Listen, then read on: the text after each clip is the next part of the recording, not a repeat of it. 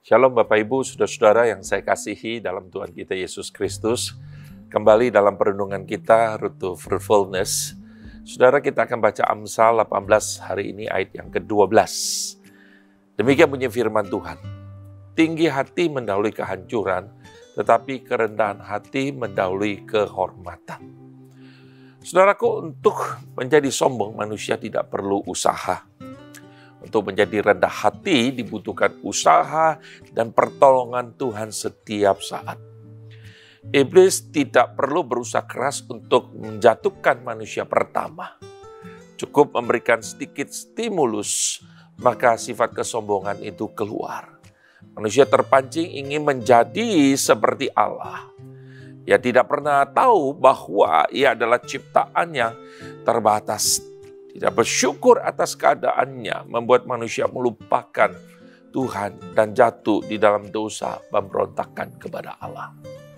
Saudara, Paulus menyadari akan hal ini. Itu sebabnya tidak heran kalau di 1 Korintus pasal 1 ayat 26 sampai 29, Paulus berkata demikian kepada jemaat di Korintus. Ingat saja, saudara-saudara, bagaimana keadaan kamu ketika kamu dipanggil. Menurut ukuran manusia tidak banyak yang terpandang. Menurut ukuran manusia tidak banyak yang bijak. Tidak banyak yang berpengaruh.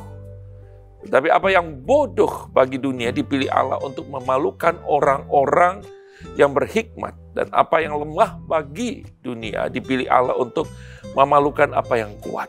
Dan apa yang tidak terpandang dan yang hina bagi dunia dipilih Allah. Bahkan apa yang tidak berarti dipilih Allah untuk meniadakan apa yang berarti. Supaya jangan ada seorang manusia pun yang memegahkan diri di hadapan Allah. Bagaimana menghindari jatuh dalam dosa kesombongan? Ingat saja bagaimana keadaan kita ketika mendapatkan anugerah Allah. Kita tidak punya apa-apa, kita tidak punya kelebihan apa-apa, tidak sesuatu yang bisa kita bargaining dengan Tuhan. Orang yang rendah hati tidak pernah mencari kredit untuk dirinya. Bahkan ketika ia mendapatkan kredit, ia mengembalikan semuanya kepada Allah Tritunggal.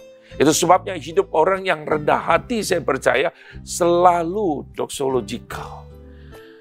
Selalu mengembalikan segala hormat kemuliaan kepada Tuhan.